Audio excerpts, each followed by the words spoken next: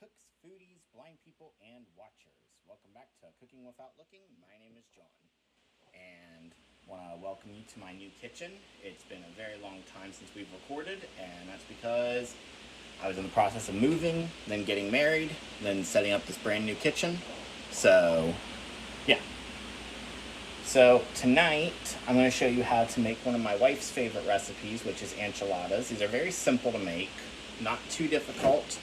I've already prepared the meat somewhat. I'm going to get ready to cook the meat, and we'll go from there. So, but before we get started, if you're new and you enjoy cooking, or just enjoy watching people cook, or if you're blind and you want to learn some more independent skills, make sure you go ahead and hit that subscribe button.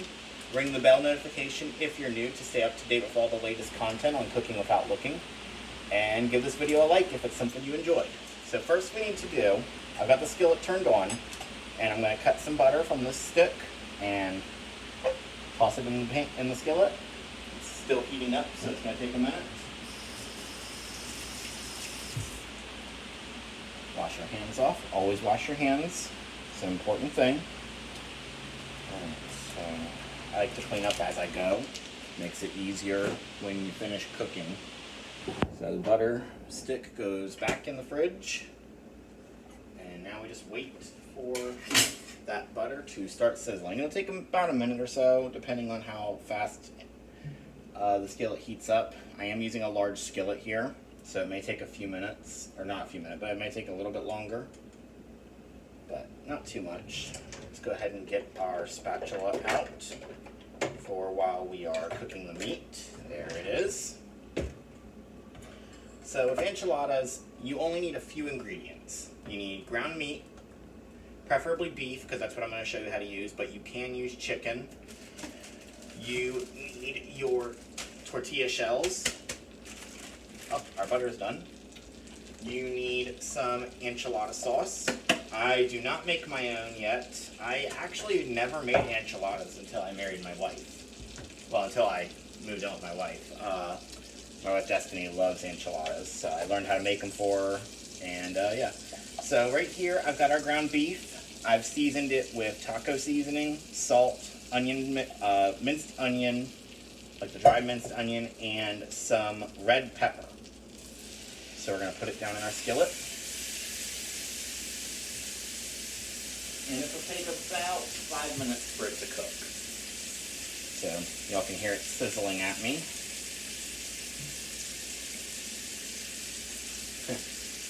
It's like sizzling. And while you're doing this, I've already done it, but while you're doing this, you go ahead and turn your oven to 350 degrees Fahrenheit. If you use Celsius, I'm sorry, I don't know the exact translation for that, so, but you want 350 degrees Fahrenheit for this. I hope I turned on enough lights for you guys. I feel like I did. Let me go double check something. Yes, because I do know some sighted people watch this channel. So we've got our meat is cooking. You're going to want to use a spatula to stir it around a little, kind of help it get ground up a little. You don't want it clumping together. So we're just going to make beef enchiladas. I did go ahead and make some rice before the video started because rice takes a little while to make, but I've already made a video on how to make rice, so I'll leave it in a pinned comment for you if you want to go back and watch it.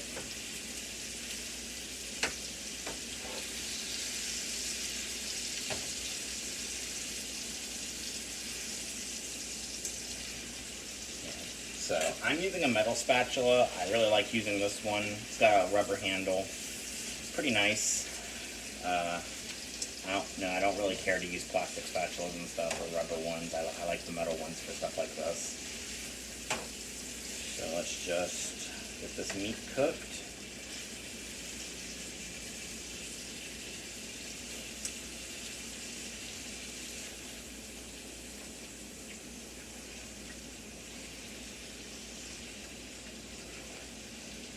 You guys can't smell it, but it smells really good right now. All the different things I've got mixing together in here in this skillet. The meat is taking on a very good smell, and I'm very excited for it. So I'm just gonna keep cooking it. Use the spatula, like I said, stir it around, break up any big clumps that you find. Be careful.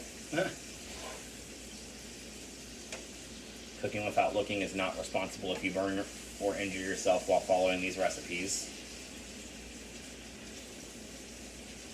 So, yeah. And I've got the skillet set at about halfway between medium and high.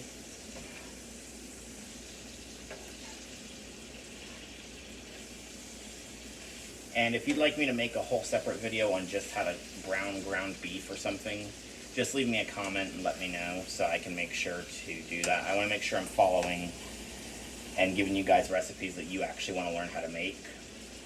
Because I got a few planned.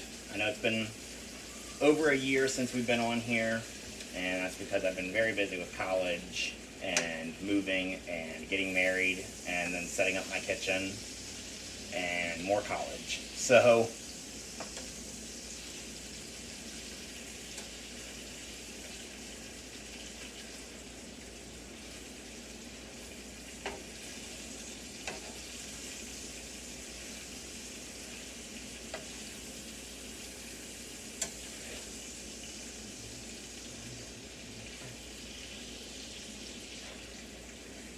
this is almost done. You can feel it, it's almost done there.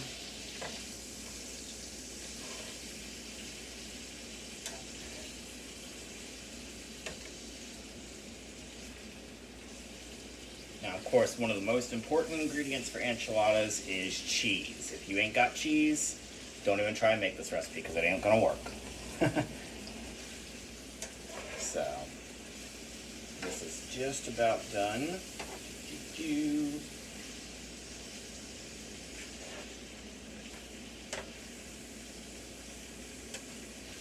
Almost done here.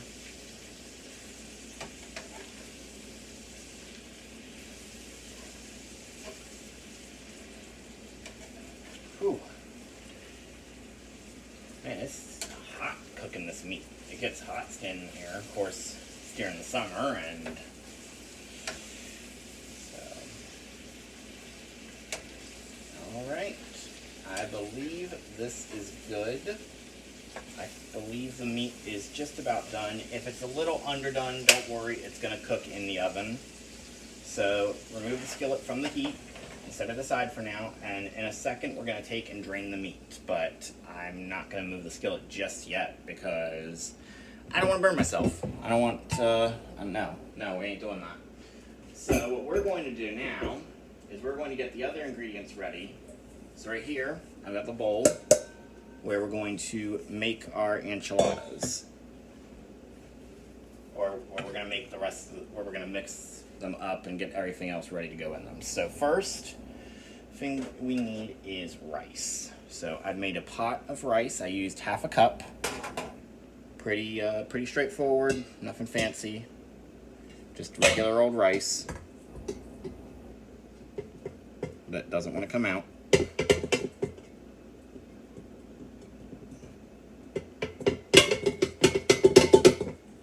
Okay, hold on.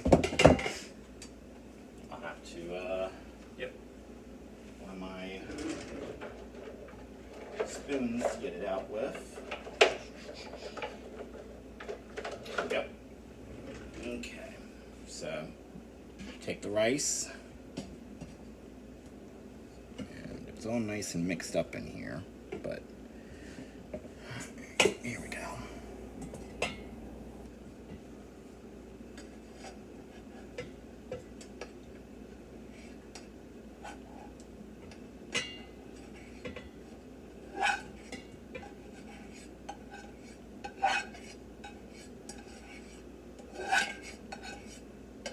Okay, so the rice is in the bowl, and we will mix it up in just 1 second. So I'm going to put this rice pot out of the way because I need the sink open. So now we're going to drain the meat from the grease.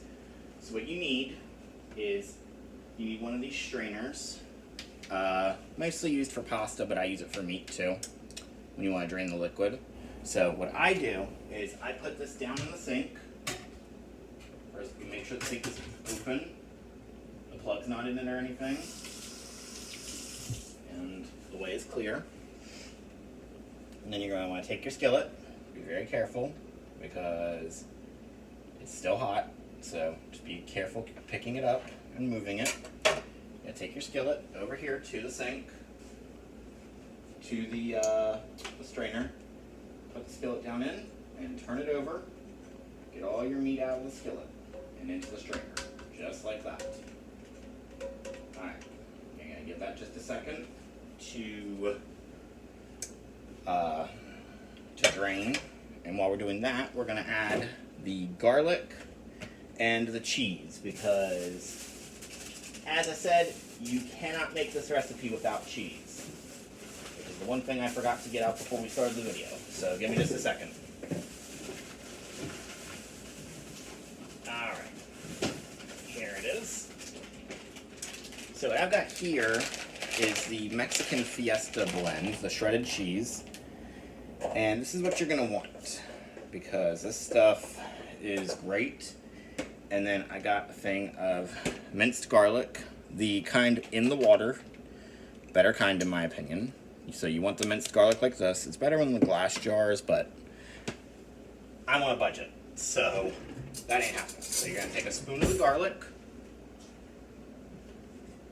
Take a spoon of this garlic here. And you're going to put that in with your rice in this metal bowl. I've got a metal bowl where I'm going to mix up all the filling for the enchiladas. Alright, that's in there. Let's put the spoon down in here for now because I'm going to use it to stir it all up. Make sure it's all nice and blended. Now, the question about how much cheese to use really depends on how much you want.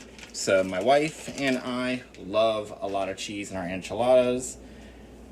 So I'm going to use at least half of this bag. It's a small bag, so I may end up using the whole bag, honestly. Probably not the whole bag, but probably 2/3 of it.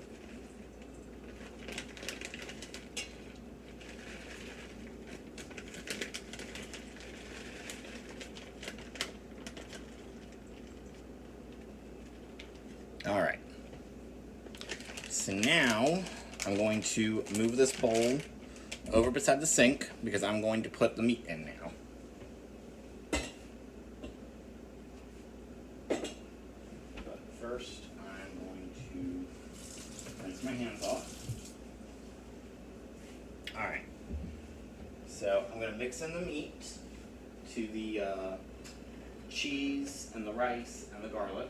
So we're going to take the bowl, put the rice and all in it, take it right here, take the strainer with our beautiful ground beef, and just dump it in. Dump it all in right there.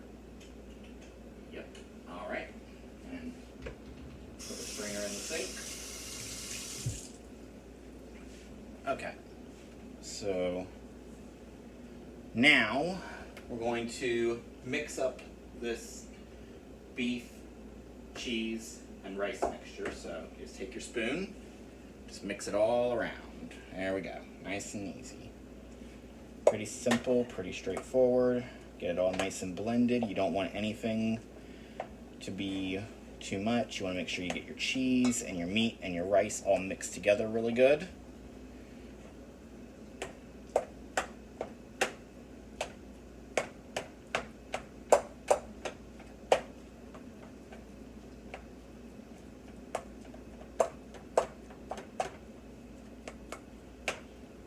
And if you want, which I'm going to, you can add a little extra cheese.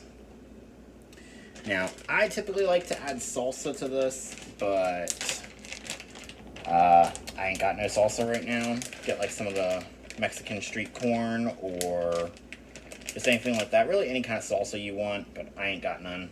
And Destiny wasn't the biggest fan. The last time I added some, I added like this bean and corn salsa. I don't remember exactly, but it made them really spicy. I like them spicy, But there's my spice and then there's her version of spice, and well, let's just say mine's the spicier one. So get in here, mix all this up. If you need to use your hands, use your hands. Don't be afraid to get them dirty. You can clean them. Make sure you have cleaned your hands thoroughly before you do this, though, because if you're feeding this to other people, nobody else wants your nasty germs. And I don't use gloves because, well, one, I'd constantly be replacing them, and two, it really is hard to feel what I'm doing through rubber gloves. So if I was doing this professionally, sure, I'd use rubber gloves, but this is just for my wife and I, just cooking this on a Saturday night before we go to church on Sunday. So, just me and her. Pretty sure I ain't got no germs that she ain't already got, so, yeah, just be careful. And, again, you want to always be cleaning your hands while you're cooking.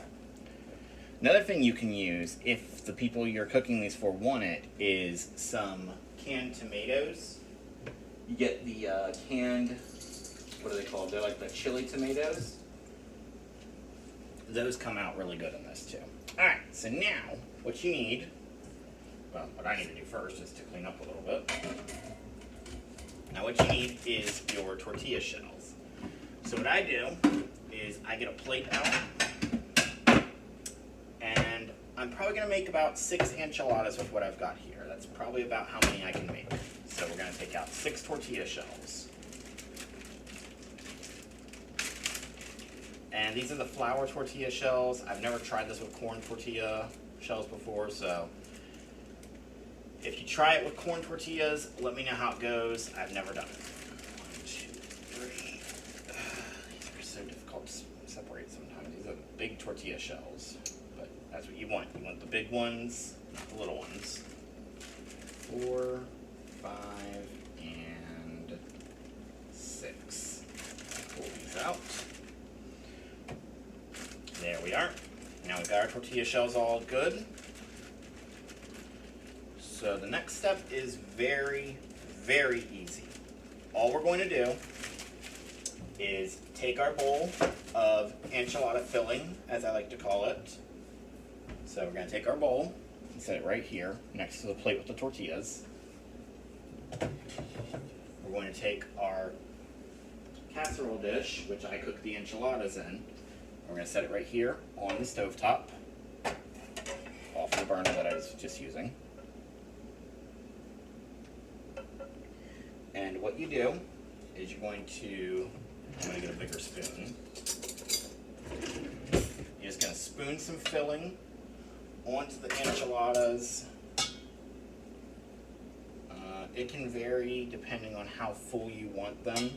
So spoon the filling out onto one side and then flatten it with your spoon into the enchilada. And you want to fill up about halfway of the tortilla, give or take a little bit. Again, this is up to your personal preference. I like stuffed. I like my enchiladas full. Okay? I want to make sure that when I finish eating, I'm full. I don't want to be hungry. Alright, so then what you do is you're going to take the enchilada, you're going to take the tortilla, and you're going to start rolling it up around the filling. So start on the side where you were putting the filling, roll it up. And for my sighted audience, this is what it should look like when it's done. So then you take it, you put it down in the pan that you've got, or whatever you're going to cook them in, casserole dish, pan, whatever you want to call it. You're going to take the enchilada and lay it across. And then you're going to do the same thing with the rest of them. I might be able to make more than 6. Really depends. I try to make enough until I run out of filling or I run out of space in the pan. Whichever one starts to happen first, I'll either use more of the filling in some of the last ones, or yeah, it's usually what ends up happening. And so my wife is a very small woman, but she loves her enchiladas. So she eats more of them than I do. So I learned not to get in her way with these. So take your enchilada and just roll it up. Just like that.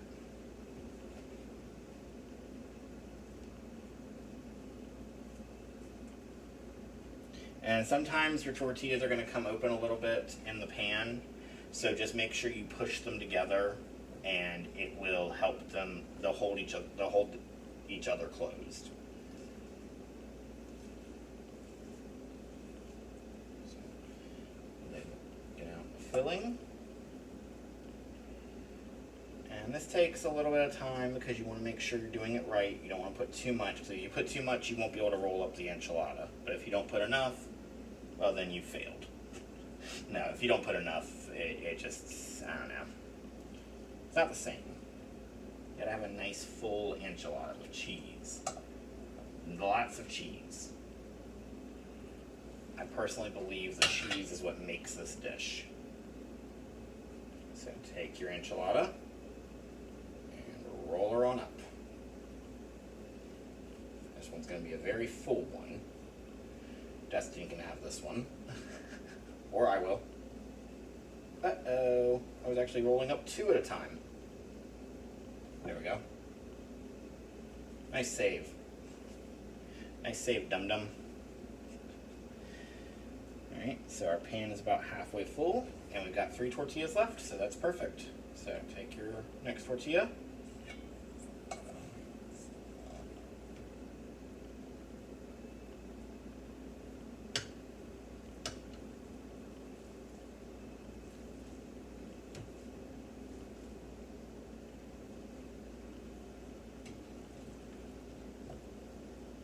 Because I used rice, we're actually going to have to fill these up a little more because the rice makes the filling thicker. I kind of use it as a filling substitute in case I have a lot of people over and I don't have a lot of meat, or if I have a lot of meat and I just don't want to break the bank, or if I know the people I'm feeding are very hungry, which if it's my family or my wife's family, then they are. Alright, number 4 is done. 2 more.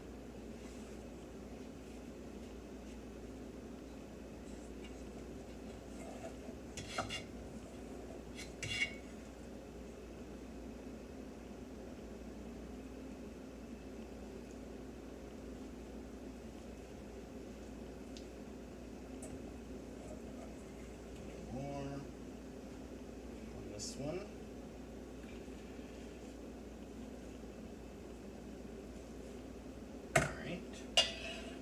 Number 5 is done. I'm just going to roll it up. Sometimes you'll need to stop and wash your hands again because this filling kind of gets all over your hands and it gets very sticky and can be an issue if you make it one. So you may have to pause and wash your hands. Alright, now we got room for 1 more. And that's good because there's just as much filling as I have. Is enough for 1 more. Well, actually I could have made 2 more, but you know what, this one's going to be a very thick one. A lot of filling in this one. That's fine. Nothing wrong with that. Probably didn't need to make so much rice. I made half a cup of rice. So I probably could have gotten away with just doing like a 1/3 or a 1/4 cup. But oh well.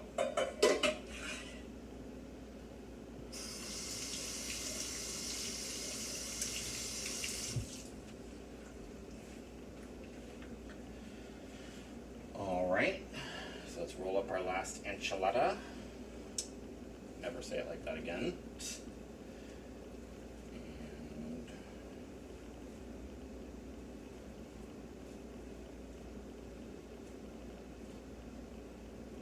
alright, that last one is rolled up and ready to go. Now sometimes if they're a little, you can flatten them a little bit once you get them in the pan. You can press down on them just gently. Press down them, make them a little more flat. Alright, so now we just need to add the enchilada sauce. And because I am a busy man, I bought a can of it from the store. Yes, I know it's technically cheating, but what can you do? I've never made my own enchilada sauce before. That may be something to look into, though. So I like the green enchilada sauce or the red, either one's good. So you're going to take your can opener, cut the can open, and this is why I use a casserole dish, because you're just going to pour the enchilada sauce onto the enchiladas themselves. So take the can lid out, be careful from the metal. Oh, this is a very liquidy one. You can smell the green chilies on this. Now you may need to spread it around just a little bit if it didn't get on all of your enchiladas. Sometimes it likes to hold in one spot or another. You want to make sure it's on all of them.